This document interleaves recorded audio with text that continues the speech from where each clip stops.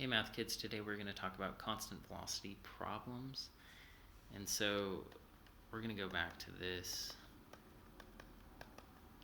formula. That's a T. This is called the velocity vector, which is just like the direction vector. This is like our initial position.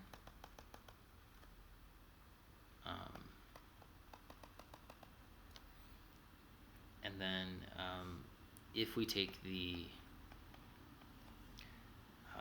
magnitude of the velocity vector, that will give us speed. Alright, so with this information, we're going to do an example problem.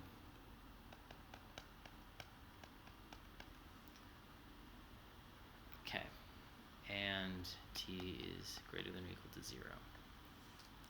Okay, find the object's initial position. This is going to tell us initial position. It's just going to be 1, 9, because remember this is taken with respect to the origin, and that's part A. Then we need to find, because if we plug in 0 for t, this would go away and we'd be left with this. Okay. Now, if we plug in a 1, so this is t equals 0. Now, t equals 1, we're going to find, we'll get 1, 9, plus 3, negative 4. Add those together, we get 4, 5, out that line. Okay. Now, t equals 2. It's going to give us 1, 9. Then we're going to multiply both these by 2. So we're going to get 6, negative 8. So that's going to give us 7, 1. And then t equals 3.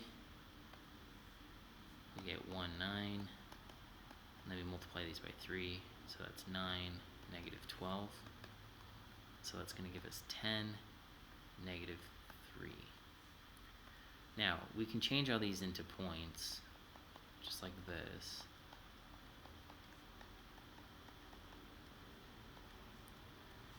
Okay, and then if we plot this, we're going to go 1, 2, 3, 4, 5, 6, 7, 8, 9. And then our x value goes to 10. And just plot these. So we got 1, 9. We got 4, 5. 1, 2, 3, 4. 1, 2, 3, 4. We got 7, 1.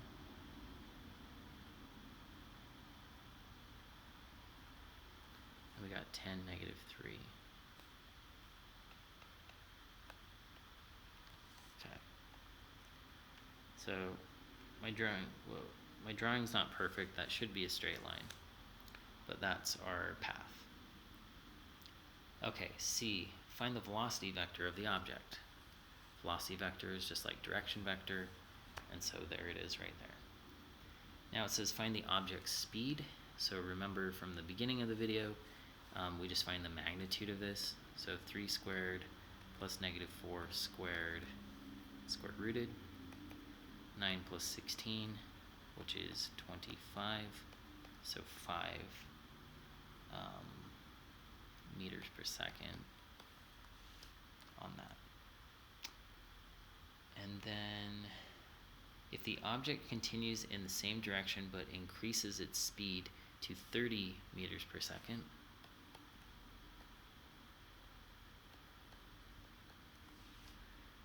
state its new velocity vector. So this is related to something we did before. Let's see what we just need. Let's get rid of all this. Okay, so we have our direction vector, and we want to reduce it to a unit vector. And so to do that, we need to divide it by 5. But then we want to increase it to have a speed of 30. So we're going to multiply that by 30. So overall, we just need to multiply it by 6. multiply the top by 6, multiply the bottom by 6, and that would be our new velocity vector if we increased it to 30 meters per second. Okay, a mermaid is initially at 15.8, -1. She swims with velocity vector 3I minus 5J minus 9/2 K. Find the position of the mermaid after T seconds. Okay, so we're going to use this thing. Okay. So this is our initial position. So when we do that, we're going to say x, y, z. We're going to change this into a vector. And then this is going to tell us our velocity. Okay, that answers that. Now it says the speed of the mermaid. So we're going to take this and take the magnitude.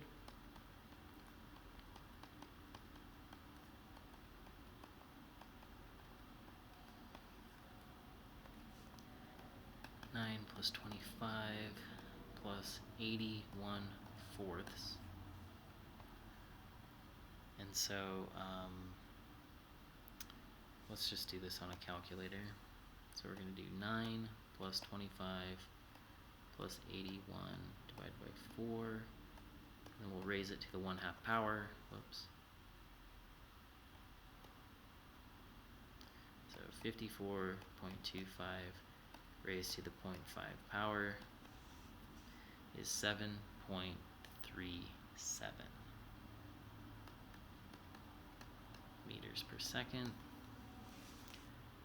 And then the last part, the time when the mermaid reaches a depth of 28 meters. Okay. So we're going to take our z equation, because that's going to be our depth. And so when z of t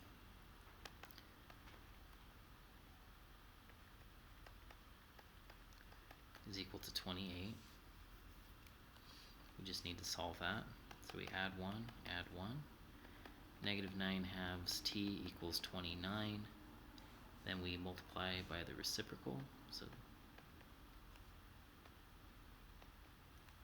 these cancel, and t is equal to what? 29 times 2 divided by 9.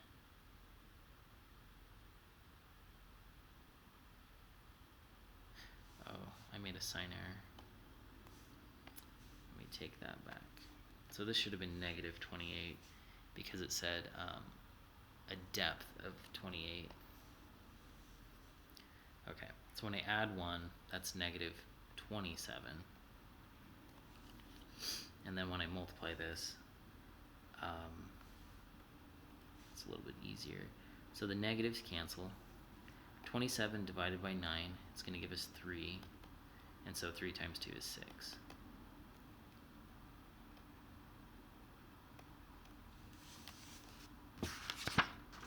Okay, if you need additional help, please come to Math Lab. Until then, calculate.